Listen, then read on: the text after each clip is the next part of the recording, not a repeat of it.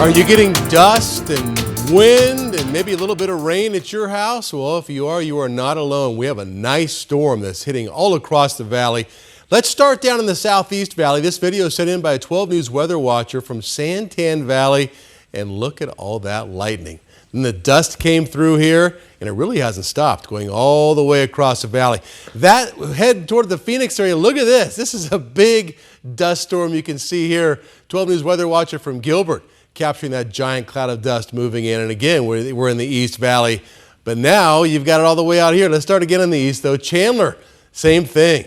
Dust moving over right about when the sun went down, so it wasn't as easy to see as you see sometimes, because it was about 8 o'clock or so when this was coming through.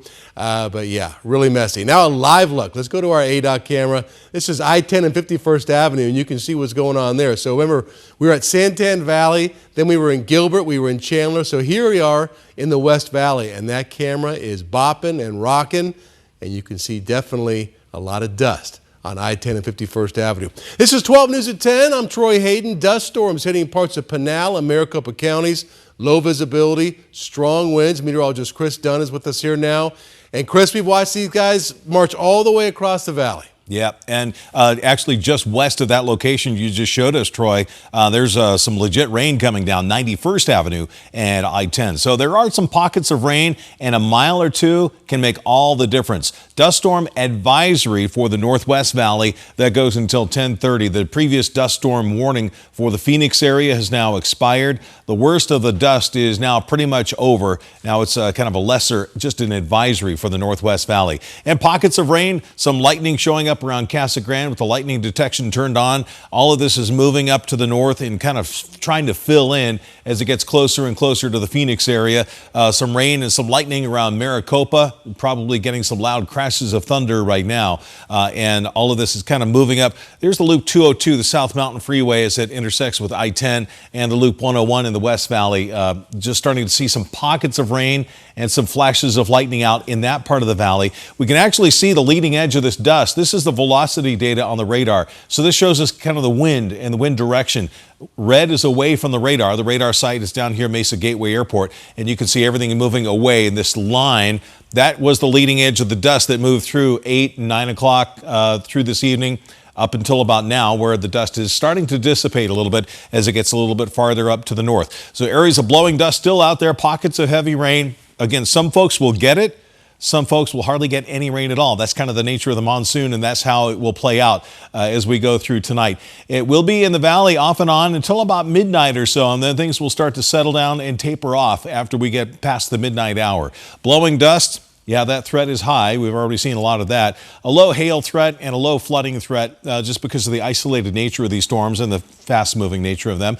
And damaging winds, that's still going to be a threat, a medium threat for the damaging winds. This is from North Mountain looking down towards the south in a murky-looking situation. South wind at 31 miles per hour, 91. We were 105 just 2 hours ago. Lightning in the distance, and the dew point has come up. So we have a lot of things going on in the valley, and the next several hours will be very active. But for the rest of the week, a different story. We'll cover that a little bit later on. Troy? All right, Chris, thank you. Let's stick with this storm now. Gabriella Becerra live in our weather tracker. Where are you, Gabby, and what are you seeing?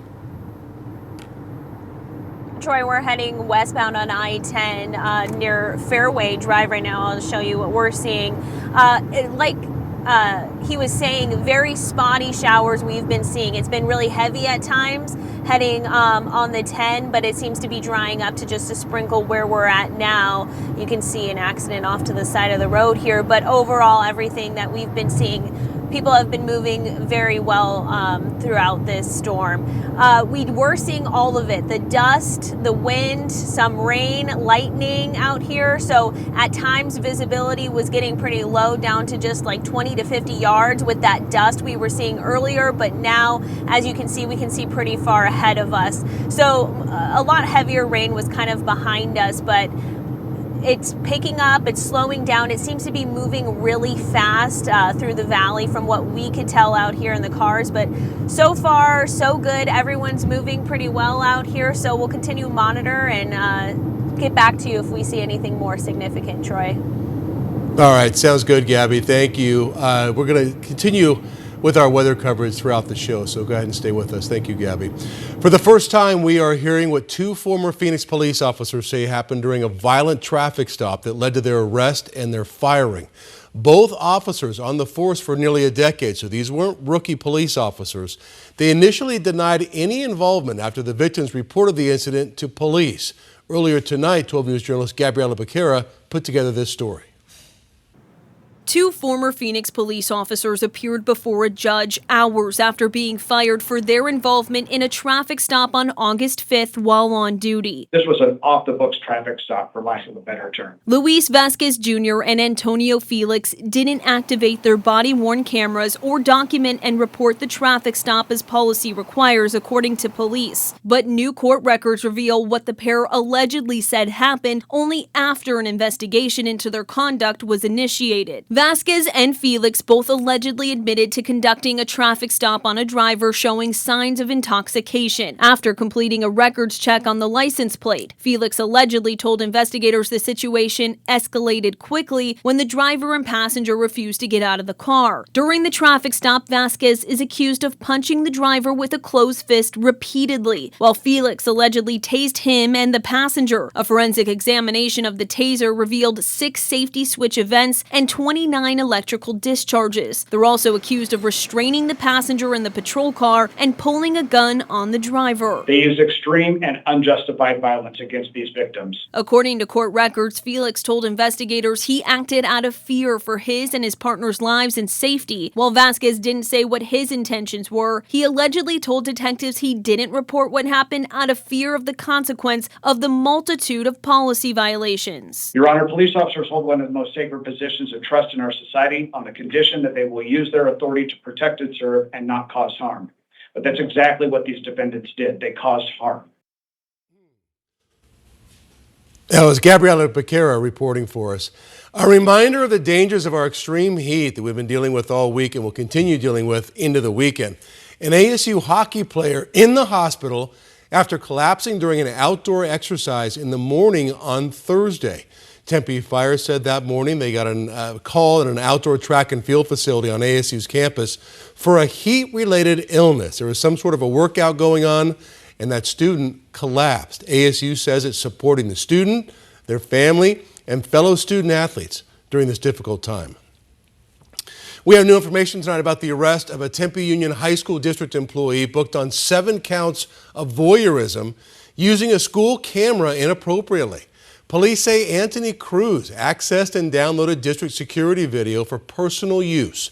The district now says the incidents involved Corona del Sol High School and appear to have been limited to just one camera there on campus. Tempe police will be on campus tomorrow working with school administrators to identify any potential victims. And once they're identified, police will reach out to their families.